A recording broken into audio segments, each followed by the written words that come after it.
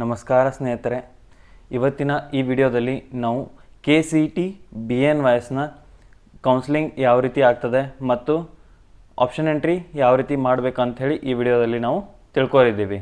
ಮತ್ತು ಇದರ ಹಿಂದಿನ ಸೆಕೆಂಡ್ ಲಾಸ್ಟ್ ಏನು ವಿಡಿಯೋ ಇತ್ತಲ್ಲ ಅದರಲ್ಲಿ ನಿಮ್ಮ ಆಲ್ಮೋಸ್ಟ್ ಆಲ್ ಎಲ್ಲ BNYS ಕರಿಯರ್ ರಿಲೇಟೆಡ್ ಎಲ್ಲ ಡೌಟ್ಸ್ಗಳು ಕ್ಲಿಯರ್ ಆಗಿರಬೇಕು ಅಂಥೇಳಿ ಅಂದ್ಕೊಳ್ತೀನಿ. ಬಹಳಷ್ಟು ಜನರ ಕಮೆಂಟ್ ಕೂಡ ಬಂದಿತ್ತು ಮತ್ತು ಬಹಳಷ್ಟು ಜನ ಇನ್ಸ್ಟಾಗ್ರಾಮ್ ಮೂಲಕನೂ ಕೂಡ ರಿಪ್ಲೈ ಕೊಟ್ಟಿದ್ದರು. ವಿಡಿಯೋ ತುಂಬ ಹೆಲ್ಪ್ಫುಲ್ ಆಗಿದೆ, ಆಲ್ಮೋಸ್ಟ್ ಎಲ್ಲ ಡೌಟ್ಸ್ ಕ್ಲಿಯರ್ ಆಗಿದಾವೆ ಅಂಥೇಳಿ.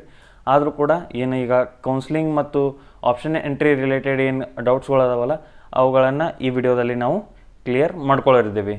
ಎಲ್ಲ ವಿದ್ಯಾರ್ಥಿಗಳಿಗೆ ಇನ್ನೊಂದು ಸಮಸ್ಯೆ ಏನು ಬರ್ತಾ ಇದೆ ಅಂತಂತಂದರೆ, ಯಾರು BNYS ಮಾಡಬೇಕಂತ ಇದ್ದಾರಲ್ಲ ಅವರಿಗೆ ಇನ್ನೂವರೆಗೆ 2024ರ ಕಟ್ ಆಫ್ ಲಿಸ್ಟ್ ಸಿಗ್ತಾ ಇಲ್ಲ. ನಾವು ಕೂಡ ಬಹಳಷ್ಟು ಪ್ರಯತ್ನಗಳನ್ನ ಮಾಡಿದ್ದೀವಿ, ಕಟ್ ಆಫ್ ಲಿಸ್ಟ್ ಎಲ್ಲಿಂದಾದರೂ ಸಿಗ್ಬೋದು ಅಂಥೇಳಿ. ಇನ್ನೂವರೆಗೆ ನಮಗೂ ಕೂಡ ಸಿಗ್ತಾ ಇಲ್ಲ.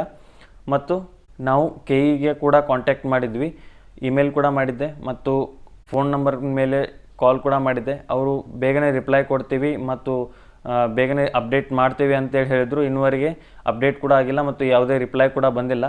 ಅದರ ಸಲುವಾಗಿ ಎಲ್ಲ ವಿದ್ಯಾರ್ಥಿಗಳು ಏನು ಮಾಡಬೇಕಂತಂತಂದರೆ, KE ವೆಬ್ಸೈಟ್ದಲ್ಲಿ ಯಾವುದು ಇಮೇಲ್ ID ಅದಲ್ಲ ಅದರಲ್ಲಿ ತಮ್ಮ ಎಲ್ಲ ಇನ್ಫಾರ್ಮೇಷನ್ಗಳನ್ನ ಫಿಲಪ್ ಮಾಡಿ ಮತ್ತು ನೀವು ನಮಗೆ 2024ರ BNYSನ ಕಟ್ ಆಫ್ ಲಿಸ್ಟ್ ಬೇಕಾಗಿದೆ ಅಂಥೇಳಿ ನೀವು ಎಲ್ಲರೂ ಇಮೇಲ್ ಮಾಡಿ ಮತ್ತು ಎಲ್ಲರೂ ಮಿನಿಮಮ್ ಒಂದು ಬಾರಿ ಆದರೂ ಕಾಂಟ್ಯಾಕ್ಟ್ ಮಾಡಿ. ಅದರಿಂದ ಅವ್ರಿಗೂ ಕೂಡ ಗೊತ್ತಾಗಬೇಕು ಈ ರೀತಿ ವಿದ್ಯಾರ್ಥಿಗಳು ಸಮಸ್ಯೆಗಳನ್ನ ಅನುಭವಿಸ್ತಾ ಇದ್ದಾರೆ ಅಂಥೇಳಿ. ಮತ್ತು ಏನು KEನ ಯೂಟ್ಯೂಬ್ ಚಾನೆಲ್ ಅದಲ್ಲ ಅದರಲ್ಲಿ ಕೂಡ ಕಮೆಂಟ್ ಬಾಕ್ಸಲ್ಲಿ ಕೂಡ ಕಮೆಂಟ್ ಮಾಡ್ತಾ ಹೋಗಿ, ನಮಗೆ BNYSನ ಕಟ್ ಆಫ್ ಲಿಸ್ಟ್ ಬೇಕಾಗಿದೆ ಅಂಥೇಳಿ.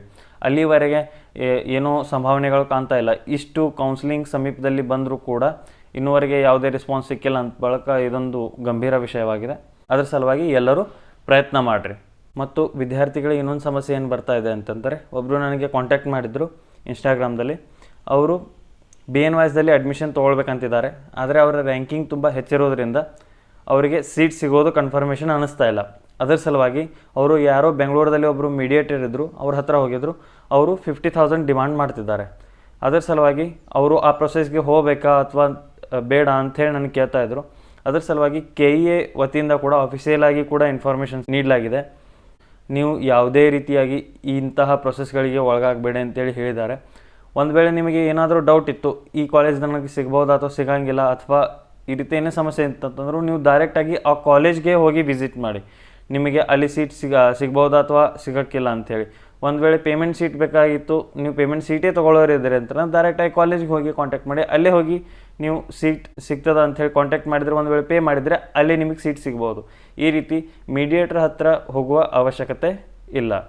ಸೊ ಇದರ ಮೇಲೆ ಎಲ್ಲರೂ ಗಮನ ಕೊಡಬೇಕು, ಯಾರು ಈ ರೀತಿಯ ಪ್ರೊಸೆಸ್ಸಲ್ಲಿ ಒಳಗಾಗಲಿಕ್ಕೆ ಹೋಗಬೇಡಿ. ಮತ್ತು ವಿದ್ಯಾರ್ಥಿಗಳ ಇನ್ನೊಂದು ಪ್ರಶ್ನೆ ಏನಿದೆ ಅಂತಂತಂದರೆ, BNYSನ ಕೌನ್ಸಿಲಿಂಗು ಮತ್ತು ಸೀಟ್ ಅಲಾಟ್ಮೆಂಟ್ ಏನೋ ಡಿಫ್ರೆಂಟ್ ಆಗುತ್ತಾ ಅಂಥೇಳಿ. ಆದರೆ ಏನೂ ವ್ಯತ್ಯಾಸ ಇಲ್ಲ. ಯಾವ ರೀತಿ ನಾರ್ಮಲ್ ಪ್ರತಿಯೊಂದು ಕೋರ್ಸನ್ನು ಸೀಟ್ ಅಲಾಟ್ಮೆಂಟ್ ಮತ್ತು ಕೌನ್ಸಿಲಿಂಗ್ ನಡೀತದಲ್ಲ ಅದೇ ರೀತಿ ಎಲ್ಲನೂ ಸೇಮ್ ಪ್ರೊಸೀಜರ್ ಇರ್ತದೆ. ಯಾವ ರೀತಿ ನೀವು ಡಾಕ್ಯುಮೆಂಟ್ ವೆರಿಫಿಕೇಷನ್ ಮಾಡ್ತೀರಾ, ನಂತರ ಒಂದು ಸ್ಲಿಪ್ ಸಿಗುತ್ತೆ, ಅದರ ನಂತರ ನೀವು ಅದರಲ್ಲಿ ಲಾಗಿನ್ ಮಾಡ್ತೀರಿ, ನಂತರ 3 ರೌಂಡ್ದಲ್ಲಿ ನಿಮಗೆ ಸೀಟ್ ಅಲಾಟ್ ಆಗುತ್ತೆ. ಅದರಲ್ಲಿ ಒಂದು ಕಾಲೇಜನ್ನು ಹಿಡಿದಿಟ್ಕೊಂಡು ನೀವು ಡೈರೆಕ್ಟಾಗಿ ಹೋಗಿ ಕಾಲೇಜ್ಗೆ ಕಾಂಟ್ಯಾಕ್ಟ್ ಮಾಡಿ ನಂತರ ಅಲ್ಲಿ ಹೋಗಿ ಅಡ್ಮಿಷನ್ ಕನ್ಫರ್ಮ್ ಮಾಡ್ಕೋಬೇಕಲ್ಲ. ಸೇಮ್ ಪ್ರೊಸೀಜರ್ ಎಲ್ಲನೂ ಸೇಮ್ ಇದೆ, ಏನೂ ವ್ಯತ್ಯಾಸ ಇಲ್ಲ. ಈ ಡೌಟನ್ನು ಕೂಡ ನಾನು ಕ್ಲಿಯರ್ ಮಾಡ್ತಾ ಇದ್ದೇನೆ. ಮತ್ತು ಇನ್ನೊಂದು, ಈಗ ನಾವು ಆಪ್ಷನ್ ಎಂಟ್ರಿಯಲ್ಲಿ ಯಾವ ಕಾಲೇಜಸ್ಗಳನ್ನ ಪ್ರಯಾರಿಟಿಯಲ್ಲಿ ಇಟ್ಕೊಳ್ಬೇಕು ಅಂತ ಹೇಳಿ ಕ್ವಶನ್ ಬರ್ತಾಯಿತ್ತು. ಅದನ್ನು ಈಗ ಡಿಸ್ಕಸ್ ಮಾಡೋಣ.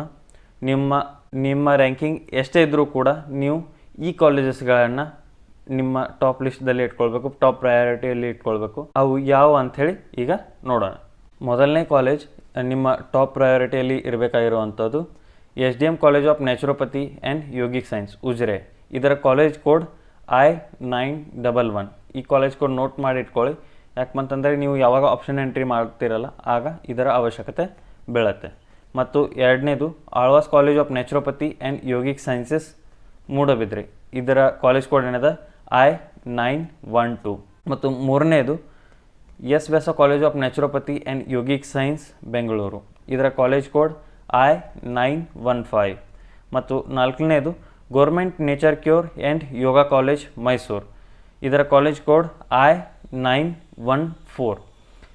ಇದು ಒಂದು ಕರ್ನಾಟಕದಲ್ಲಿರುವಂಥ ಏಕಮಾತ್ರ ಗೋರ್ಮೆಂಟ್ ಕಾಲೇಜ್ ಆಗಿರೋದ್ರಿಂದ ಇದನ್ನು ನೀವು ಟಾಪ್ ಪ್ರಯಾರಿಟಿಯಲ್ಲಿ ಕೂಡ ಇಟ್ಕೊಳ್ಬೋದು, ಟಾಪ್ 1 ಪ್ರಯಾರಿಟಿಯಲ್ಲಿ ಕೂಡ ಇಟ್ಕೊಳ್ಬೋದು. ಮತ್ತು ಈ ರೀತಿ ರ್ಯಾಂಕಿಂಗ್ ವೈಸ್ ನೋಡೋದಾದರೆ ನಾನು 4th ರ್ಯಾಂಕ್ದಲ್ಲಿ ಇಟ್ಕೊಂಡಿದ್ದೀನಿ. ಆದರೂ ಕೂಡ ನೀವು ಇದು ಗೋರ್ಮೆಂಟ್ ಕಾಲೇಜ್ ಇರೋದ್ರಿಂದ ಫಸ್ಟ್ದಲ್ಲಿ ಕೂಡ ಇಡಬಹುದು. ಇನ್ನು ನೆಕ್ಸ್ಟ್ 5ನೇದು Sharada Yoga and naturopathy medical college Mangaluru. ಇದರ ಕಾಲೇಜ್ ಕೋಡ್ I919. ಇನ್ನು 6ನೇದು ಏನೋಪಯ ನ್ಯಾಚುರೋಪತಿ ಕಾಲೇಜ್ ಮಂಗಳೂರು. ಇದರ ಕಾಲೇಜ್ ಕೋಡ್ I921. ಮತ್ತು 7ನೇದು Shri JG cooperative hospital society naturopathy and yogic science college Ghataprabha. ಇದರ ಕಾಲೇಜ್ ಕೋಡ್ I916. ಮತ್ತು 8ನೇದು Tapovana medical college of naturopathy and yogic science Harihara Davangere I917. College code I917. ಮತ್ತು 9ನೇದು G Madegowda institute of naturopathy and yogic science Mandya. ಇದರ college code I918. ಇನ್ನು 10ನೇ college MUM college of naturopathy and yogic science Bengaluru.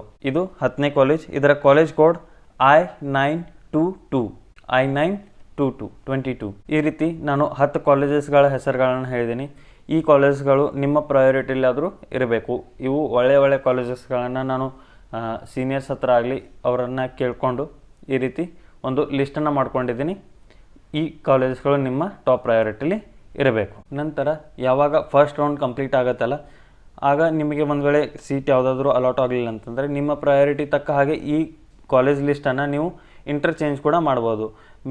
ಯಾವುದು ಕೆಳಗಡೆ ಇದೆ ಅದನ್ನು ಮೇಲ್ಗಡೆ ಹಾಕ್ಬೋದು, ಮೇಲಿದ್ದದನ್ನು ಕೆಳಗಡೆ, ಈ ರೀತಿ ನೀವು ಪ್ರಯಾರಿಟಿಗಳನ್ನು ಕೂಡ ಚೇಂಜ್ ಮಾಡ್ಬೋದು. ಇದು ಕಂಪ್ಲೀಟಾಗಿ ನಿಮ್ಮ ಮೇಲೆ ಬಿಟ್ಟಿದ್ದು, ನೀವು ಯಾವುದನ್ನು ಚೂಸ್ ಮಾಡ್ತೀರ ಅಂಥೇಳಿ ನಿಮ್ಮ ಪ್ರಕಾರ ನೀವು ಇದನ್ನು ಚೇಂಜ್ ಮಾಡ್ಕೊಳ್ಬೋದು. ಇನ್ನೂ ಬಹಳಷ್ಟು ವಿದ್ಯಾರ್ಥಿಗಳ ಡೌಟ್ಸ್ಗಳು ಏನಾದಾವೆ, ಕ್ವಶನ್ಗಳು ಏನಾದಾವೆ ಕಮೆಂಟ್ಸ್ದಲ್ಲಿ ಅದಾವೆ. ಅವುಗಳಿಗೆ ಸಾಧ್ಯವಾದಷ್ಟು ನಾನು ಆನ್ಸರ್ ಮಾಡಲಿಕ್ಕೆ ಪ್ರಯತ್ನ ಮಾಡ್ತಾ ಇದ್ದೇನೆ.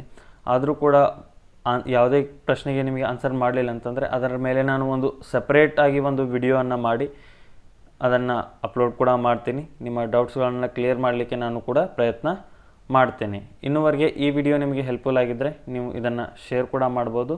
ಮತ್ತೆ ಭೇಟಿಯಾಗೋಣ ಮುಂದಿನ ವಿಡಿಯೋದಲ್ಲಿ. ತುಂಬ ಧನ್ಯವಾದಗಳು. Thank you so much.